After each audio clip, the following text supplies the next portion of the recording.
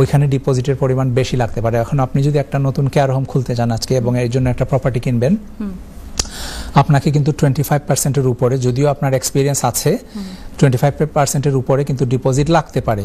তো কিটা হচ্ছে এরকম, বা এরকমও আছে। আচ্ছা, ডিপোজিটের কথাই যখন বললাম, অনেকে বলেন যে 100% কি পসিবল না। হ্যাঁ, 100%ও পসিবল। কিভাবে পসিবল আমি বলি। আপনাকে একটু থামিয়ে দিচ্ছি, আমাদের একজন দর্শক আছেন। দর্শক, আপনি শুনতে পাচ্ছেন? হ্যালো দর্শক, আসসালামু আলাইকুম। আপনার নাম বলে আপনার প্রশ্ন করুন। আমার নাম জহির।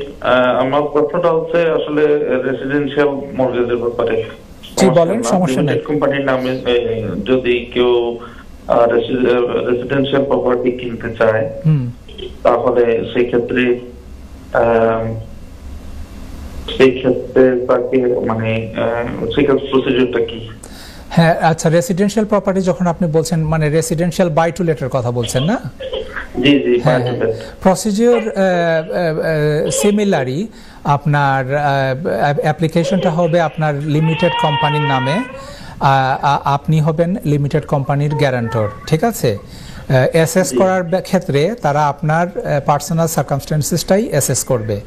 ডিপোজিটের ক্ষেত্রে আপনার 25% টিপিক্যালি ডিপোজিট লাগে, 75% তারা দিয়ে দিবে লেন্ডাররা, as long as the rental income is high enough to cover the mortgage এবং আপনার কিছু অ্যাক্সেস থাকে। আমরা এ ব্যাপারে গত এপিসোডে বিস্তারিত কথা বলেছি।